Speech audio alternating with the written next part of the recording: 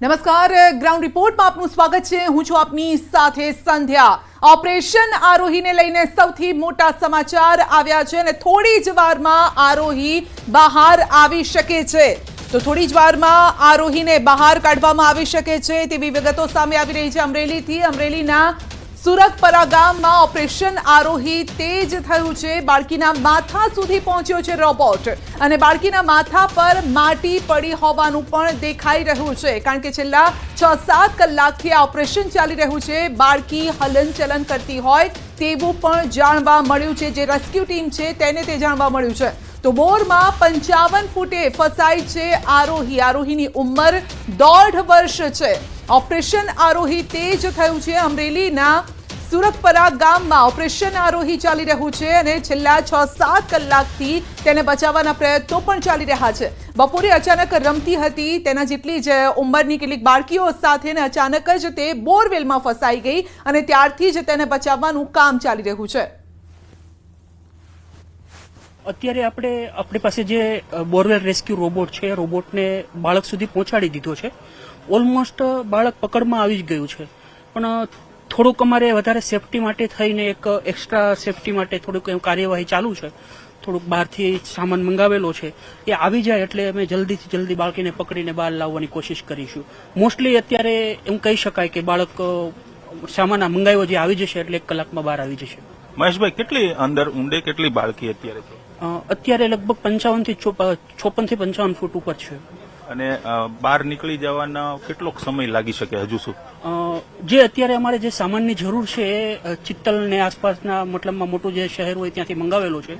પહોંચ્યા અને અહીંયા પહોંચ્યા પછી લગભગ અડધી કલાકની અંદર બાળકને બહાર નીકળી જાય એવી આશા છે। એની ઉપર 4 ઇંચ જેટલું માટીનું થર જોવા મળી રહ્યું છે। એને ઓક્સિજન આપવાનું બી કન્ટિન્યુ ચાલુ છે। એનો નાકનો ભાગ, આંખનો ભાગ બંને દેખાઈ રહ્યો છે। બંનેના ભાગથી બ્રીથ ચાલુ હોય એવું સામાન્ય રીતના જણાઈ રહ્યું છે ઉપરથી। આ એક અનુમાન છે। હાલના તબક્કે એ માટીના લેયરથી દૂર કરીને પકડ બનાવી રાખી છે। એની પકડ બનાવવાની સિચ્યુએશન જેવી છે, બંને હાથ નીચેની તરફ આવેલા છે, માથાનો ભાગ ઉપરની તરફ છે। તો કપાળના ભાગમાંથી એની પકડ બને અને કપાળના ભાગથી પકડ બનાવીને બહાર ખેંચી એની વચ્ચે છટકી જવાના ચાન્સીસ રહેતા હોય, તો એ ન થાય એટલા માટે સેફટીના જેટલા બી લેવા પડે આપણે પગલાં લઈ અને એને સલામત રીતના બહાર લાવવાના પ્રયત્ન હાલમાં કરી રહ્યા છે। સર, બાળકીની મૂવમેન્ટ દેખાય છે? હાલના તબક્કે કોઈ મૂવમેન્ટ દેખાઈ રહી નથી। તો બાળકીને બચાવવાના તમામ પ્રયત્નો થઈ રહ્યા છે। આ અંગે સીધું જ અપડેટ મેળવવા માટે આપણે સીધા જઈશું અમરેલી। રાજન આપણી સાથે જોડાયા છે, રાજન ગડિયાજી। રાજન, શું અપડેટ, હાલની સ્થિતિ શું છે?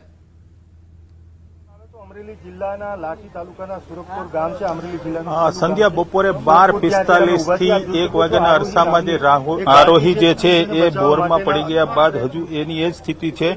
લેટેસ્ટ અપડેટ એવા છે કે લગભગ 2 કલાકથી જે રોબોટિક આર્મ્સ છે તેમને બોરવેલની અંદર ઉતારી દેવામાં આવ્યો છે। 2 કલાકથી આર્મ છે એમને એમના દ્વારા આરોહીને બહાર લાવવા માટેના પ્રયાસો થઈ રહ્યા છે, પરંતુ હજુ સુધી સફળતા મળતી નથી। હું આપને જણાવું કે ફાયર ઓફિસર અને જે રોબોટિક આમ બનાવનાર મહેશભાઈ છે તેમની સાથે વાત થઈ। આરોહી લગભગ 54 થી 55 ફૂટના અંતરે બોરમાં હોવાનું સામે આવી રહ્યું છે। જે રોબોટિક્સ આર્મ છે તેમણે આરોહીનું મસ્તક છે એમને પોતાની પકડમાં લઈ લીધું છે, પરંતુ થોડીક સુરક્ષાના કારણોસર હજુ સુધી તેઓ કોઈ રિસ્ક લેવા માંગતા નથી, કારણ કે આરોહીના સ્વાસ્થ્યનું પણ ધ્યાન રાખવાનું છે। તેમને જીવિત બહાર લાવવા માટેના તમામ પ્રયાસો થઈ રહ્યા છે, એટલે એક બાજુમાંથી એક સળિયો ઉતારવામાં આવી રહ્યો છે રોબોટિક્સ આર્મ્સ છે એમને સપોર્ટ માટે। એટલે અત્યારે આપ જોઈ રહ્યા છો કે ફાયરના જે કર્મચારીઓ છે એ તમામ પ્રકારની કાર્યવાહી કરી રહ્યા છે। મોટી સંખ્યામાં લોકો પણ એ ઉપસ્થિત છે।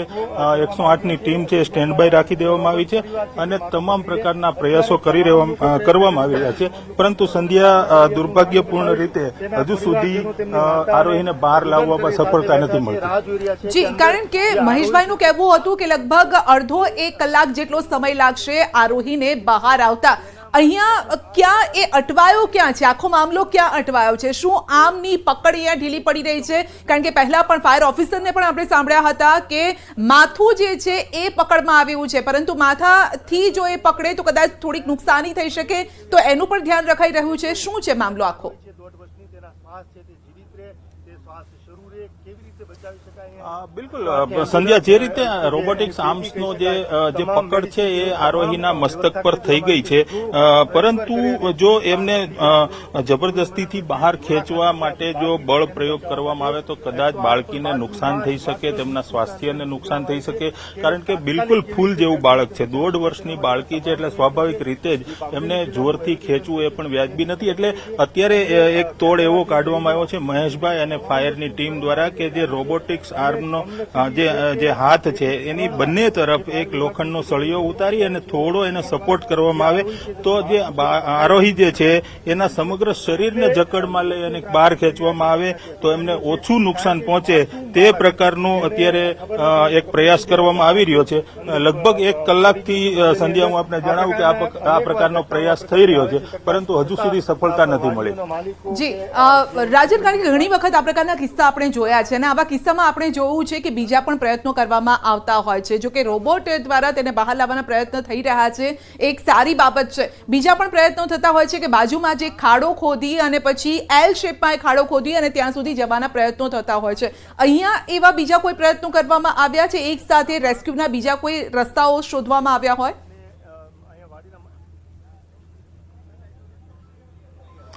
બિલકુલ સંધ્યા, કારણ કે આ પ્રકારના રસ્તાઓ અનેક છે, પરંતુ તેમાં મોટો સમય લાગી શકે, કારણ કે બાજુમાં ખાડો ખોદી અને એમને બહાર કાઢવામાં કલાકોનો સમય વીતી જાય અને એ દરમિયાન બાળકીના સ્વાસ્થ્યને નુકસાન પહોંચે. એટલે અત્યારે સૌથી પહેલી પ્રાયોરિટી એ છે કે ટેકનોલોજીના માધ્યમથી અને ખાસ કરીને જે આ રોબોટિક આર્મ્સ જે છે, મહેશભાઈ હમણાં જ મને જણાવ્યું કે મેં અત્યાર સુધીમાં 7 સફળ ઓપરેશન કર્યા છે. એટલે સૌથી વધારે ફાયર અને મહેશભાઈ છે એ બંને એના પર ફોકસ કરી રહ્યા છે કે રોબોટિક્સ આર્મથી ઝડપથી બાળકીને બહાર લાવવામાં આવે.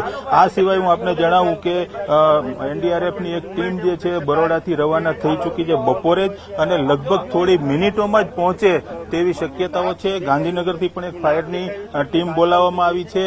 એટલે તમામ જે તૈયારીઓ છે કરી લેવામાં આવી છે, પરંતુ પ્રાથમિકતા એ વાતને આપવામાં આવે છે કે ટેકનોલોજીની મદદથી અને જો રોબોટિક આર્મ્સથી નીકળી જાય, આરોહી બહાર આવી જાય તો ઝડપથી બહાર આવી જાય અને સુરક્ષિત રીતે બહાર આવી જાય. સંધ્યા, જી બિલકુલ, આપણે પણ આશા રાખી રહ્યા છે કે આરોહી ઝડપથી બહાર આવે, માતા પિતાની જે ચિંતા છે તે પણ દૂર થાય અને ગુજરાતના લોકો પણ એ જ ચિંતા કરી રહ્યા છે. આપણે પણ એ જ કહીશું કે આરોહી જલ્દી બહાર આવે. રાજન, આપનો આભાર અમારી સાથે જોડાવા બદલ. તો ઘરના છાપરા અને નળિયા સાચવીને રાખજો, કારણ કે આ વખતે પવનદેવ સપાટો બોલાવવાના છે. હવામાન નિષ્ણાત અંબાલાલ પટેલે આ આગાહી કરી છે અને તેઓના મતે હવે રાજ્યમાં એવો વાયરો ફૂંકાશે કે જે નુકસાન કરી શકે છે અને એટલે જ સાચવવું પડશે. જો કે આ દરમિયાન તેમણે વરસાદને લઈને રાહતના સમાચાર પણ આપ્યા. શું છે આ રાહતના સમાચાર અને શું છે ચિંતાજનક આગાહી, તેમજ ક્યારે ક્યારે અને ક્યાં સુસવાટા બોલાવતો પવન ફૂંકાવાનો છે તે જુઓ આ રિપોર્ટમાં.